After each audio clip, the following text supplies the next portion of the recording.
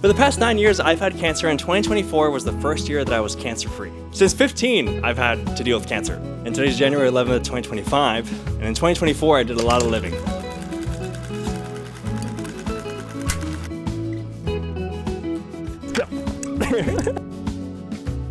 I'm cancer-free! Oh my God. And so when 2024 came around, and I can finally say the words that I'm cancer-free, oh man, I'm already getting emotional. It was something that I never really thought was ever going to happen. To start the year off in 2024, I beat cancer. Stage 4 lung cancer, by the way. I'll always say the whole title just because stage 4 lung cancer is pretty freaking insane. For those of you that don't know, my name is Alex Parra, or Alex One Leg. I've had cancer twice. I've had the lucky chance of doing that multiple times. I had the first time when I was 15, so I lost my leg. And then at 17 years old, I had stage 4 lung cancer of 3 months left to live and a 10% chance. So I had to deal with cancer for a long time, for 9 years. So in January of 2024, I moved out of my house by myself with just a dream. I've been debating if I'm just gonna sleep on the floor tonight, but I'm super excited because this place is all mine. And just trying to figure it out as the days went on. The living room that you see now, I always remember that this all used to be blue tape because I was just wanting to make this apartment perfect. I got my first tattoo. It was my cancer tattoo that I've wanted ever since I was 15 years old that my parents would never allow me to get because my dad would always threaten to kick me out if I got a tattoo. So I kind of told myself that if I did move out, I would get a tattoo immediately because out of spite and just because of why I really wanted this tattoo that I've always wanted for my whole life. In February, I had the amazing opportunity to do a TED Talk for the first time. I've never done any public speaking before, so when they reached out and asked me to do a TED Talk, I had no confidence at all that I would even be able to pull it off and to actually speak in front of a lot of people because I've never really done public speaking. I've told my story a lot of times to random people in a grocery store or at the gym, and you have to compile my whole story of having cancer twice and losing my leg and all this in like 2 minutes. And when they told me to speak for 15, I'm like, whoa.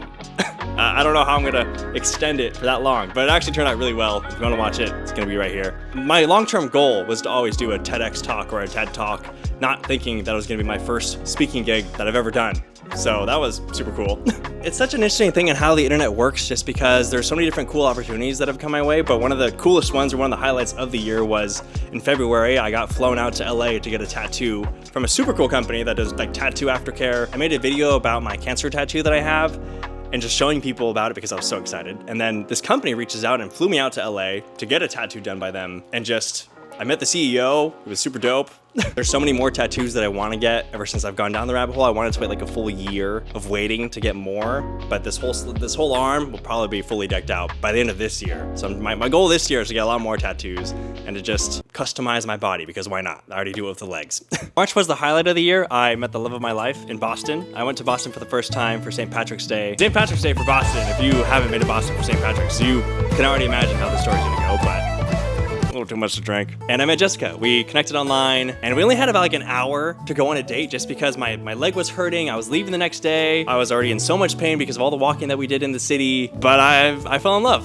From the moment I saw her, I just knew. Anytime that I reflect on this story, I just remember her walking up to me for the first time. And that was the moment where I was already planning out in my head that I was going to do something, I don't know. I was going to marry her. But the problem was that I lived in Washington State and she lived all the way in Boston. So quite literally the furthest part of the country that you could ever be in. And a couple weeks later, she came to Oregon for the first time. And this, for me, she didn't know this, but for me, this was my pitch of how to get her to move here. So I showed her, we had 3 days. I showed her the ocean, the city, and the nature. And I just wanted to show her all of it and make sure that she loved it so I can then convince her a month later to then move in with me. April was probably one of the coolest months of the year just because I became a model. I walked Vancouver Fashion Week for the first time ever. Never had any modeling experience before, and it was for Allels. And Allels is the company that makes my prosthetic leg covers that I have. I had my first one when I was, I think, 16 years old, the first one that I've ever had from this company, never met them before. And as I grew my social media, I got more legs. I wanted to bring awareness to this amazing company and these amazing group of people that makes these things because I think it's so cool to have one of these. I technically have like maybe 9 or 10 legs at this point. So to walk Vancouver Fashion Week for them was amazing. Macaulay or Ryan, if you're watching this, I love you. It was an amazing opportunity and just I never even thought that I'd ever be a model. So that was another highlight of the year. Jessica also came with me to Vancouver Fashion Week. I asked her to be my girlfriend, and then about I think maybe 2 or 3 hours later, I hypothetically asked her what's the steps that we should take for her to move in with me. So at this point, we've only known each other for what, maybe a month? And we were only dating for less than 24 hours, less than 12. She said no to moving in, but she's in the other room right now. On top of that, in April, I also hit 1 million subscribers on YouTube, which was insane. I never thought social media would ever grow to this point where I'd be at 1 million subs on YouTube and just being able to grow my platform to this point, because the reason why I started social media in the first place, I've said this so many times, was to create videos for my 15-year-old self. So I met this guy, his name is Sawyer. He was 15 at the time, and I was able to give him one of my old prosthetic legs because they're so expensive. It's like 35 grand out of pocket. So I gave him one of my old running blades. And to this day, I still try and at least meet with him and his family once every couple of months. And for this, you know, he finally beat cancer, which is super amazing. Sawyer, love you, dude. Don't know if you're watching this, hope you are. In May, Jessica and I went to Vegas for the first time. We were kind of at this point where we were still getting to know each other, but on this trip, we got to know each other even more just because at this point, we were trying to see each other at least once a month whenever we could, just because with work or with traveling and getting time off, it was really hard to navigate this whole relationship through a long distance. So when we went to Vegas, we got even closer. We went to the Sphere. I think I won $100 and I lost it all within 5 minutes. So that was cool. June was insane. Jessica and I were so lucky enough to be able to apartment sit her sister's apartment over in Hawaii. So we were in Hawaii for the whole month of June. Jessica and I went skydiving for the first time. And the thing with Jessica is that she has a pacemaker. She has complete heart block. We didn't tell the instructor that she had this because we didn't really want to be denied going skydiving. But then we were also thinking of the fact that, okay, well, what if while she's skydiving with a pacemaker, we didn't mention it until we landed and we were okay. Skydiving with a disability, crazy. I had to hop all the way to the plane. I didn't know if I was gonna be skydiving with my prosthetic leg or without my prosthetic leg. So I had to I think I had to hop like 200 yards to the plane because it was so far. On the last day of my trip in Hawaii, I told Jessica that I loved her. And then immediately after that, I was ridiculously sick. I had the first big health scare of the year. I had to go to urgent care, then I had to go to the emergency room. Anytime that I have any medical scare at all, I always just assume that it is cancer just because of my medical history. So anytime that I get sick or ill, I just assume the worst. July and August was a lot of back and forth between Boston and the Pacific Northwest just because we wanted to see each other whenever we could. It was my first time spending summer in the Cape and just exploring the area, and I had my first cannoli. Oh, dying. We ended up in Detroit for the Lucky Finn Project, which is this nonprofit that brings awareness to people with limb differences. Arm prosthetics, so cool. I'm so jealous of how cool that they look just because I always want to make my own, or I always want to have this really cool looking prosthetic leg. And the arm ones, woo! At the end of the month, we did this road trip from Washington all the way down to LA. I wanted to show Jessica just all of my favorite things that I've done on my bucket list. So Lake Tahoe, Yosemite for the first time, Monterey, Disneyland. We had so much fun. I even gave Jack Sparrow my leg. And the next month, we did the longest road trip of our life. We did a cross-country road trip. Jessica was moving in. So we did about a week and a half of a road trip. We drove from Boston to Niagara Falls. We had to drive through the hurricane because of hurricane season that was happening through the time. So we hit up Nashville, Kansas, Utah, all the way to Washington. October was a little bit more chill. It was a lot more of just making the apartment ours and making it our own little home that we have, and just settling Jessica in, adding our decor in places or adding her decor in the spots that we wanted to, and just making this place ours. November, December were probably one of the busiest times of the year. Not only were we celebrating my birthday, but we were also celebrating Jessica's birthday. We also had this very unique opportunity to work with one of the biggest brands in the world. We worked with Apple to make Christmas legs.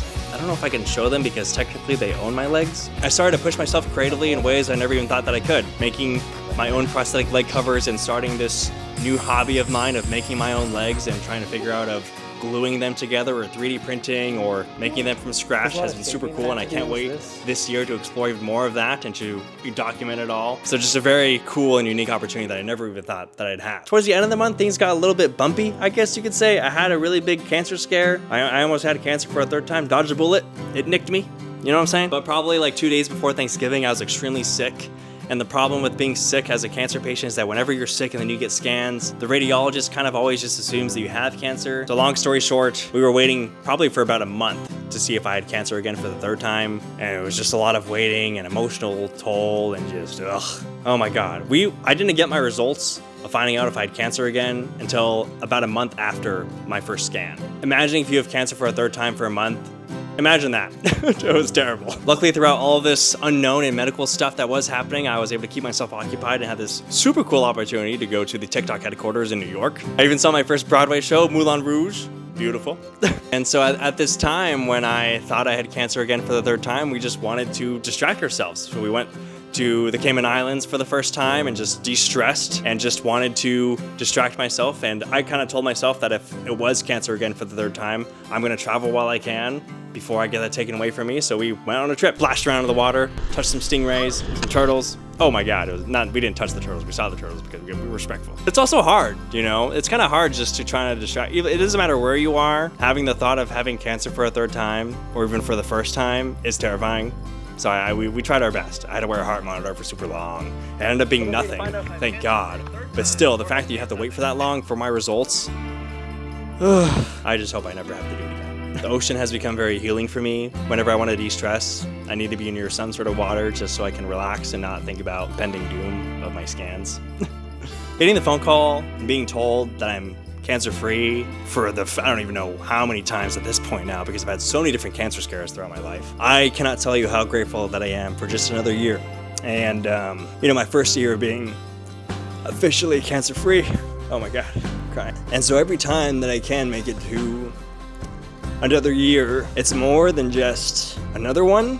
It's just another year of where I'm alive. Every single opportunity that I've been given is because of you guys, because of the people that will keep watching my videos, because of the people that have supported me from day one, and just because of the people that have given me a platform and that have given me this life. I can't thank you guys enough for watching, for giving me another year, and for a chance of just living, you know? Like, this is my first year officially of being cancer-free, and I just can't thank you enough. This year, my goal is to connect more with you guys. I really want to keep myself accountable and make YouTube videos every single month, every single week, whatever it may be. I don't want to overwhelm myself with it because I just wanted to spend my first year being cancer-free and just enjoy it. I didn't want to have the camera around too much, but this year I really want that to change because there was so much that I was looking back on this year that I wish I could have shared with you guys earlier. I wish I could have brought you guys along with me.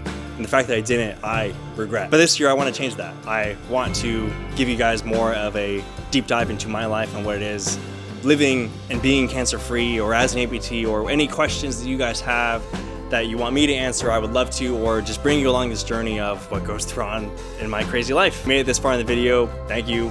I will post a video again, hopefully soon. If there's certain content that you want to see for long form, let me know in the comments down below. And as always, here's to living.